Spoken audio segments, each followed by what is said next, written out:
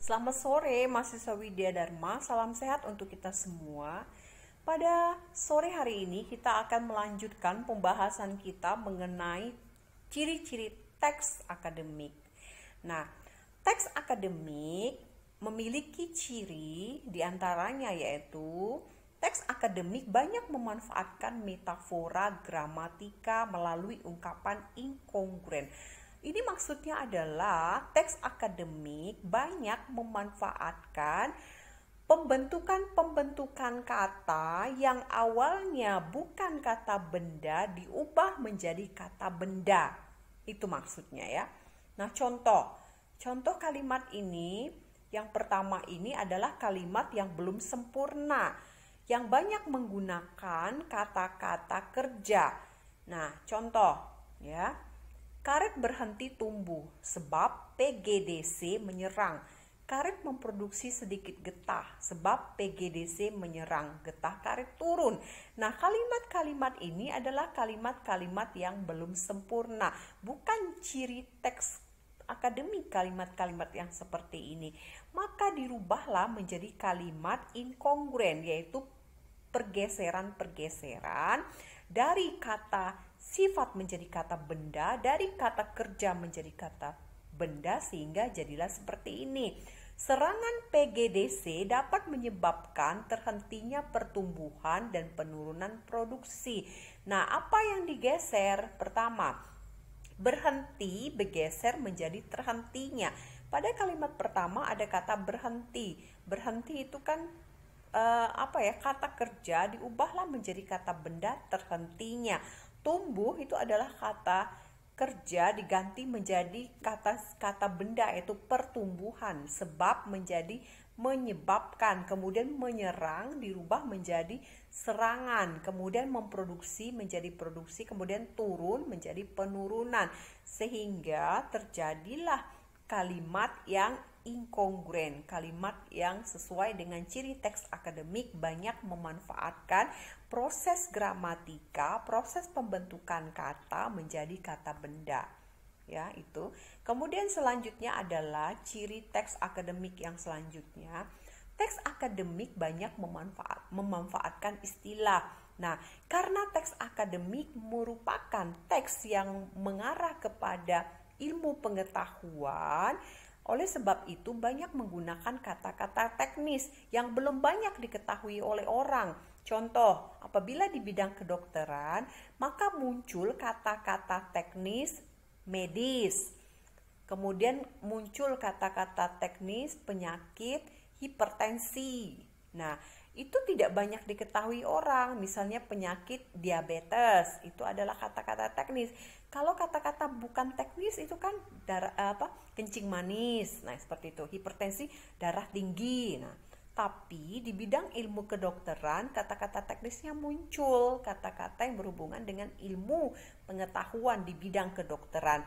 Demikian juga di bidang ekonomi muncul kata-kata saham, kata-kata ekonomi makro, ekonomi mikro. Nah, itu adalah kata-kata teknis. Nah, dalam bahasa Indonesia muncul juga kata-kata teknis. Misalnya kata-kata teknis seperti tadi, gramatika, kemudian nomina, verba, adverbia, sirkutansi, adverbia. Nah, itu adalah contoh kata-kata teknis di bidang bahasa. Nah, dalam teks akademik kata-kata teknis selalu muncul sesuai dengan bidang ilmu pengetahuan di bidang masing-masing. Nah, kemudian ya selanjutnya ciri selanjutnya adalah teks akademik bersifat taksonomik dan abstrak. Maksudnya adalah teks akademik memerlukan adanya pemetaan pokok persoalan. Pokok persoalan dipetakan melalui apa? Melalui klasifikasi terhadap sesuatu. Nah, oleh sebab itu teks akademik dikatakan perlu adanya pengelompokan pemetaan pokok persoalan dengan mengubah klasifikasi, mengubah deskripsi diubah menjadi klasifikasi dengan menggunakan kata-kata teknis. Contoh ya, tentang tanaman karet dan penyakit yang menyerangnya pada sebuah teks di bidang biologi diorganisasikan sebagai benda secara taksonomi dengan menggunakan istilah teknis. Nah, contoh pemetaan pokok persoalan melalui klasifikasi, misalnya jenis-jenis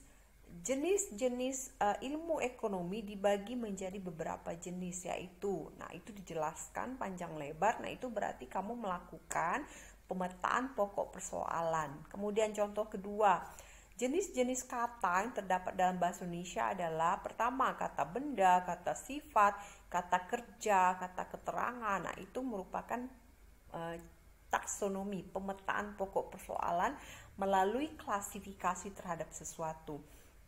Nah, teks akademik juga bersifat abstrak. Kenapa dia bersifat abstrak? Karena teks akademik menuntut adanya pemformulasian pengalaman nyata menjadi teori.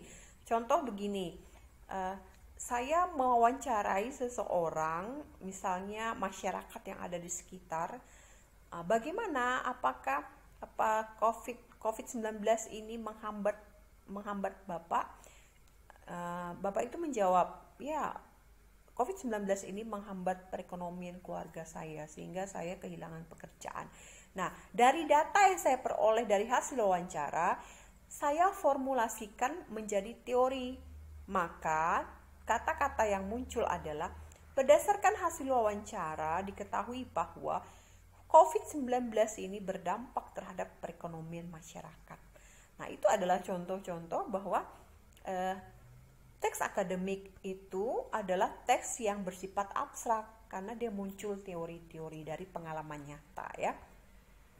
Nah, kemudian yang 8, teks akademik banyak memanfaatkan sistem pengacuan espora. Nah, teks akademik memerlukan adanya kejelasan. Oleh sebab itu, harus ada penegasan terhadap kata-kata yang kita gunakan apabila kata-kata itu tidak dipahami oleh orang lain.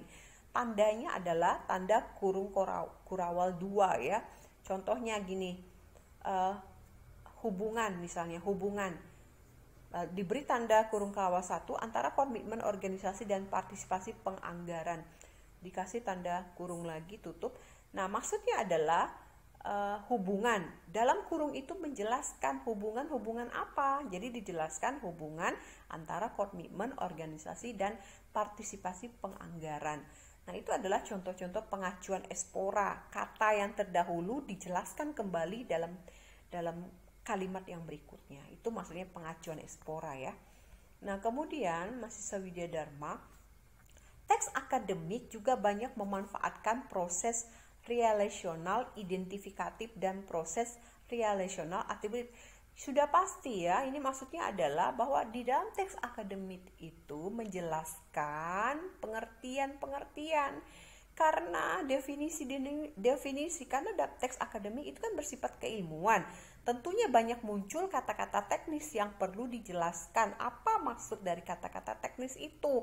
Oleh sebab itu dikatakan bahwa teks akademik itu memerlukan adanya relasional identifikasi dan relasional atributif. Nah, apa itu relasional atributif? Nah, relasional atributif itu adalah kita menjelaskan ciri-ciri, menjelaskan sifat, menjelaskan keadaan benda yang dideskripsikan, ya. Contoh, misalnya ini tadi, ya, proses relasional identifikatif itu ada metode Sandwich adalah bla bla bla, ya. Metode Sandwich adalah cara inokulasi dengan meletakkan potongan agar yang mengandung miselium cendana pada helatan daun. Nah, itu adalah metode menggunakan proses relasional karena ada penjelasan definisi di situ. Kemudian contoh penggunaan relasional atributif itu yang bersifat penjelasan ciri-ciri, keadaan, sifat. Nah, misalnya tadi seperti ini, ya. Pengenalan PGDC dengan cara penyemprotan fungisida terbukti kurang bermanfaat. Nah, itu kan menyampaikan ciri-ciri. Oh, kalau begini ini ciri-cirinya berarti kurang bermanfaat. Nah, contoh lagi, ya, atributif, ya. Contoh, ya, usia Atributif ya, contoh lain atributif. Nah ini bahasa terdiri atas ya tanda, sinyal, dan simbol. Nah itu menyatakan ciri-ciri. Nah seperti itu ya.